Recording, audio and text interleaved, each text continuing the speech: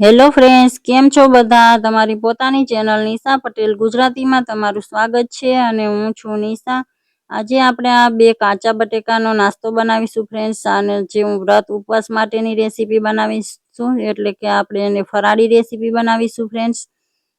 તો આ બંને બટેકાને મેં આ રીતે છાલ કાઢી લીધી છે અને આ રીતનું મીડિયમ સાઇઝના હોલ વાળી મેં ખમણી લીધી છે. એમાં આપણે બટેકાને ખમણી લેવાના છે.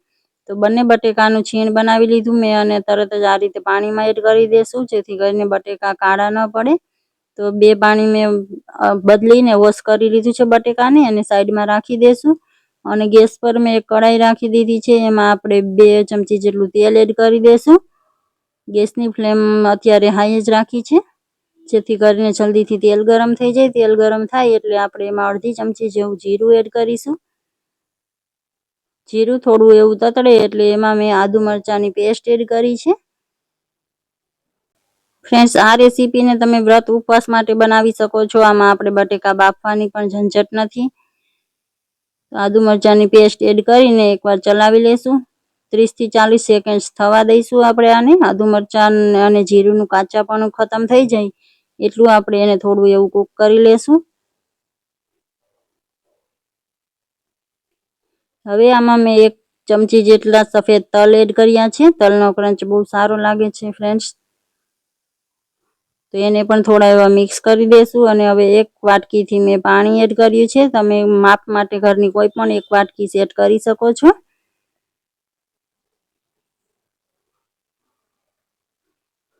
તો હવે આમાં મેં આ કાળા મરીનો પાવડર એડ કર્યો છે.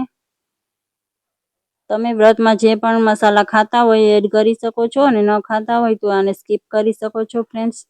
આમાં તમે મીઠા લીલા લીમડાના પાન પણ એડ કરી શકો છો બારીક કટ કરીને. અને આ ટેસ્ટ પ્રમાણે વ્રતમાં ખાવાનું નિમક એડ કરી દેશું આપણે. બધું સારી રીતે મિક્સ કરી દેશું. હવે પાણી ઉકળે છે ત્યાં સુધીમાં આપણે બીજી તૈયારી કરવાની છે. પહેલા આપણે આ બટેકાનું છીણ જે હતું એને પણ અત્યારે જ આપણે એડ કરી દેશું આમાં, જેથી એ પણ થોડું એવું કૂક થઈ જાય. મિક્સ કરી લેશું. ફ્રેન્ડ્સ, તમે મારી ચેનલને હજુ સુધી સબસ્ક્રાઇબ ન કરી હોય તો પ્લીઝ ચેનલને સબસ્ક્રાઇબ કરી દો અને બેલ આઇકનને પ્રેસ કરી દો, જેથી કરીને મારી નવી વિડીયોની નોટિફિકેશન તમને મળતી રહે. હવે મેં આ સાંબો એટલે કે જે મોરૈયો કહે છે એ લીધો છે. આ વાટકીથી આપણે જે વાટકીથી પાણી લીધું હતું એ વાટકીથી મેં અડધી વાટકી આ સાંબો લીધો છે. જેટલું પાણી લીધું હતું એનાથી અડધો આપણે સાંબો લેવાનો છે.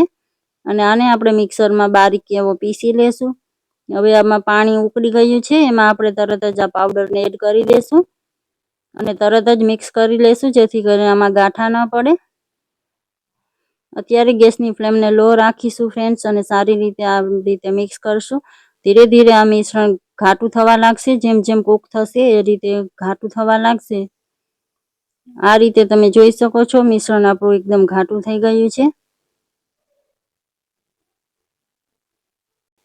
હવે આ મિશ્રણ થોડું ઠંડુ થાય પછી આપણે આનો આગળની પ્રોસેસ કરીશું. ગેસની ફ્લેમ અત્યારે બંધ જ છે ફ્રેન્ડ્સ, અને ઉપરથી થાળી ઢાંકી દેશું એટલે સ્ટીમમાં નાસ્તો આપણો સારી રીતે મિશ્રણ કૂક થઈ જાય. 10 થી 15 મિનિટ માટે એ રીતે છોડી દીધું હતું. અને હવે આપણે ઢાંકણ ખોલીને જોઈ લેશું. ઉપરથી મેં લીલા ધાણા એડ કર્યા છે, આ રીતે બારીક કટ કરેલા. બધું સારી રીતે મિક્સ કરી દેશું. આ તમે જોઈ શકો છો મિશ્રણ સરસ ડ્રાય થઈ ગયું છે. હલકું એવું ગરમ છે અત્યારે મિશ્રણ ફ્રેન્ડ્સ. તો મેં આ એક થાળી લઈ લીધી છે. એમાં થોડું એવું તેલ એડ કરીને આપણે થાળીને ગ્રીસ કરી લેશું. હલકું ગરમ હોય ત્યારે જ આપણે નાસ્તાને સેટ કરી દેશું, નહીંતર એ વધારે પડતો ડ્રાય થઈ જશે ફ્રેન્ડ્સ. તો બધું મિશ્રણ મેં આમાં એડ કરી દીધું છે. તમે એને કોઈ પણ શેપમાં બનાવી શકો છો ફ્રેન્ડ્સ, તમારી મનપસંદ. એને ટીકીની જેમ કે પછી પોટેટો નગેટ્સની જેમ બનાવી શકો છો. મેં આને આ રીતે થાળીમાં સેટ કરી દીધો છે અને આ રીતનો ચોરસ એવો શેપ આપી દીધો છે નાસ્તાને. આ તમે જોઈ શકો છો ઠંડુ થયા પછી એકદમ આ રીતે આપણે બહાર ઉઠાવી શકીએ એ રીતનું ડ્રાય થઈ ગયું છે.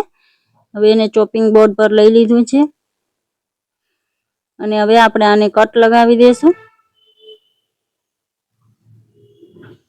તો તમે આને તમારા મનપસંદ કોઈ પણ શેપમાં કટ કરી શકો છો. મેં આને આ રીતે 2 ઊભા કટ લગાવી દીધા છે. અને પછી સેમ એ જ રીતે આપણે આડા કટ લગાવી દઈશું. તો આ રીતે આવા ચોકોર પીસ થઈ ગયા છે. મેં એમાં હજી વચ્ચેથી પણ એક એક કટ લગાવી દીધા હતા, જેથી કરીને ત્રિકોણ એવા શેપનો આપણો નાસ્તો બની જાય. તમે આને નાના બરફી જેવા ટુકડા પણ કરી શકો છો. તમારા મનપસંદ કોઈ પણ શેપમાં કટ કરી શકાય. તો મેં આ રીતે બધા પીસીસ તૈયાર કરી લીધા છે. હવે આને વધારે ટેસ્ટી બનાવવા માટે આપણે એને ફ્રાય કરીશું. તો મેં આ રીતે ગેસ પર તેલ ગરમ થવા રાખી દીધું છે. એક એક પીસ આપણે એડ કરતા જઈશું. આમાં આપણે કોઈ પણ પ્રકારની સ્લરી કે એવું કંઈ બનાવવાનું નથી, ડાયરેક્ટ જ આપણે આને ફ્રાય કરીશું. તમે ફ્રાય કરવા ન માંગતા હોય તો આને તમે તવા પર શેલો ફ્રાય પણ કરી શકો છો ફ્રેન્ડ્સ. મેં આ નાસ્તાને એર ફ્રાય પણ કર્યો હતો, બંનેમાં સારું રિઝલ્ટ આવે છે. તો આ રીતે અલટ પલટ કરતા જઈ આપણે આનો કલર ચેન્જ થાય ત્યાં સુધી એને ફ્રાય કરી લેશું. હાઈ ફ્લેમ પર જ ફ્રાય કરવાનો છે ફ્રેન્ડ્સ નાસ્તાને, લો ફ્લેમ નહીં રાખીએ, નહીંતર આમાં તેલ ચડી જશે. તો આ રીતના નાસ્તો ફ્રાય થઈ ગયો છે, તમે જોઈ શકો છો. હવે એક એક પીસ આપણે બહાર કાઢી લેશું. થોડા પીસીસ મેં એર ફ્રાય પણ કર્યા હતા ફ્રેન્ડ્સ, આ જોઈ શકો છો તમે. એમાં પણ એકદમ ક્રિસ્પી નાસ્તો બની ગયો છે. તો મેં આને મસાલા દહીં સાથે અને લીલી ચટણી સાથે સર્વ કર્યો છે ફ્રેન્ડ્સ. વ્રત ઉપવાસમાં આ નાસ્તો બહુ ટેસ્ટી લાગે છે. બહારથી એકદમ ક્રિસ્પી અને અંદરથી સોફ્ટ એવો નાસ્તો બને છે. તો આ રેસીપી તમને કેવી લાગી ફ્રેન્ડ્સ? સારી લાગી હોય તો લાઈક કરી દેજો. તમારા ફેમિલી અને ફ્રેન્ડ્સ સાથે શેર જરૂરથી કરજો. અને આ રેસીપીને એકવાર ટ્રાય જરૂરથી કરવા જેવી છે ફ્રેન્ડ્સ. તો મળીએ છીએ આવી જ નવી રેસીપી સાથે. Thank you for watching.